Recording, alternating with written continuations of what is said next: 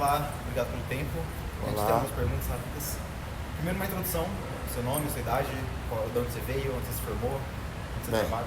Meu nome é Celso Caruso Neves, eu tenho 57 anos, sou carioca, vim do Rio de Janeiro tradicional, da cidade do Rio de Janeiro. Eu me formei na Universidade do Estado do Rio de Janeiro, em Biologia, em 1989. Depois ingressei na pós-graduação de Biofísica, no mestrado, no Instituto de Biofísica Carlos Chagas Filho. Terminei em 1992 e depois, logo depois, ingressei na pós-graduação e fiz meu doutorado no mesmo Instituto de Biofísica Carlos Chagas Filho, em 1996. Depois eu fiz um pequeno pós-doc no IVIC, no Instituto de Investigações Científicas Venezuelana, que durou um ano. E posteriormente eu fiz um pouco mais tarde meu outro pós-doc na Johns Hopkins University, em Baltimore, nos Estados Unidos, de 2004 a 2006. Atualmente sou professor titular do Instituto de Biofísica Carlos Chagas Filho e tenho um laboratório que trabalha com parte de doença renal e sinalização celular envolvida na gênese dessas doenças. E qual é a sua função aqui na SBBF? Na SBBF, hoje eu já fui vice-presidente, mas hoje eu apenas sou participante da sociedade, eu sou um membro da sociedade efetivo e participo também da organização científica dos congressos.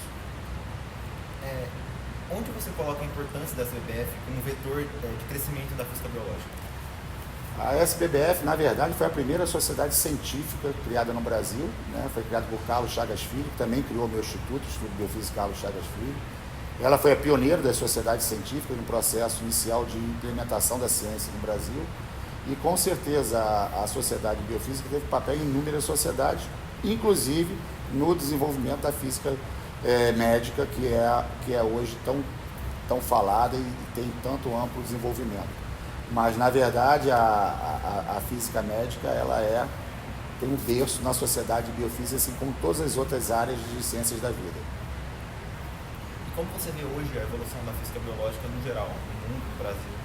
Eu acho que a física biológica é uma área de interseção entre várias áreas para estudar a vida. Como o professor Carlos Chagas dizia, ele classificava a biofísica, ou física médica, ou a física biológica, dependendo da região que você está, você tem várias denominações, como tudo aquilo que estuda o ser vivo.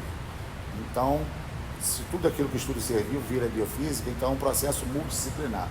Então, uma pessoa que hoje está na física médica, ou na física biológica, ou na área de biofísica, são pessoas que têm capacidade de trabalhar em todas as áreas, né? Desde a parte molecular, passando para aspectos físicos da vida e da origem da vida, até aspectos de doença e da biologia do corpo humano. Então, acho que talvez seja uma das ciências mais completas na atualidade, sendo multidisciplinar o processo, como a ciência é encarada hoje, não mais isolada, e sim um processo multidisciplinar que envolve para a criação de grandes teorias e explicar grandes fenômenos de vida.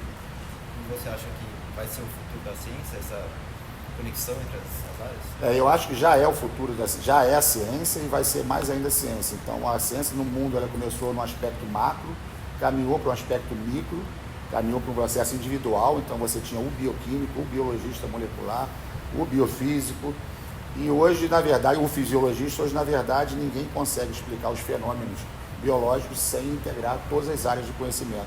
Então, no meu entender, a física médica ela vai permitir essa integração de todas as diferentes especialidades numa só. Então, por isso, eu acho que ela talvez seja, de volta à origem, seja uma das áreas mais importantes atualmente da ciência brasileira para estudar a física, e mundial também. Quando você começou nessa área, você esperava que chegasse nesse nível, nesse evento, nessa proporção? Não, quando eu comecei a estudar, comecei a estudar em 1986, no final da ditadura militar, onde existe uma grande repressão ao livre pensamento. E quando eu entrei na universidade, nós já tínhamos resquícios da ditadura militar na universidade, e a ciência naquela época ainda era um pouco amadora, apesar de Carlos Chagas, desde o final da década de 40, até tentar implementar a ciência. Então, quando eu comecei a estudar, nós tínhamos, por exemplo, um departamento de bioquímica, nós tínhamos 40 pessoas, eu fui o 41º. Hoje, só para exemplificar, esse departamento tem 1.200 pessoas. Né? Então, assim, quando a gente olha o crescimento da ciência no Brasil e olha como foi feito esse crescimento, é inegável que a ciência brasileira se profissionalizou e virou realmente uma profissão e não apenas um hobby, como algumas pessoas no passado pensavam. Acho que o Brasil também não pode perder a ciência se profissionalizar de tal maneira que se perca a essência da paixão pelo que você faz. Não existe cientista e não existe ciência sem paixão pelo que a gente faz. E falando sobre você, qual a responsabilidade você sente nessa posição? Você já foi vice-diretor e agora como diretor do... Eu já fui vice-diretor da sociedade, já fui diretor do meu instituto, diretor da pós-graduação.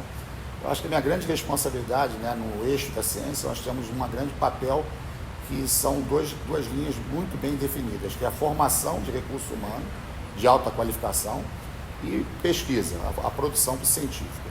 Hoje, graças a Deus, nós também temos um terceiro ramo, que é a extensão. Então, muitos professores também desenvolvem extensão associada ao seu projeto de pesquisa e à sua formação de pessoal.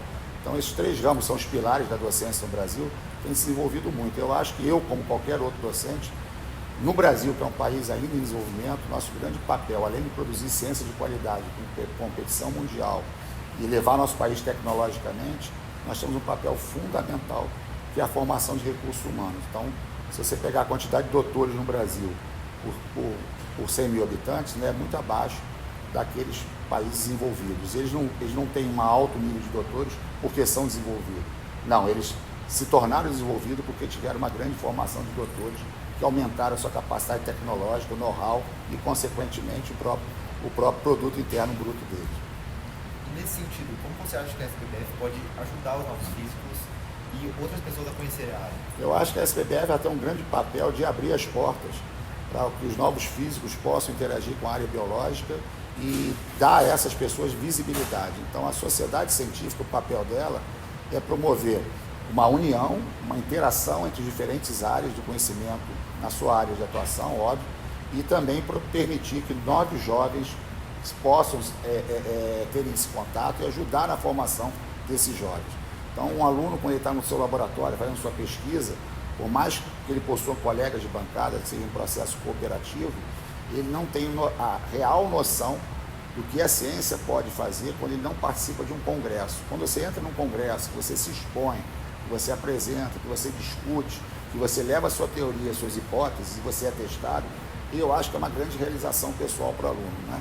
Às vezes, talvez, o congresso, juntamente com a publicação do seu próprio artigo, o congresso seja um fator muito relevante para promover a interação e principalmente a cooperação multidisciplinar. Então, num congresso tão amplo como este, onde você tem de físicos a biólogos, médicos, farmacêuticos, químicos e outras profissões da área da vida, você pode permitir que ideias diferentes juntas formem uma grande hipótese ou expliquem um grande fenômeno biológico. Então, acho que a sociedade científica, a biofísica em particular, ela tem um papel fundamental em permitir que alunos da física médica, da biofísica, possam interagir com as diferentes áreas de conhecimento, expandindo o seu conhecimento e mostrando eu acho que uma vida muito mais ampla do que aquela que a gente imagina quando entra na faculdade.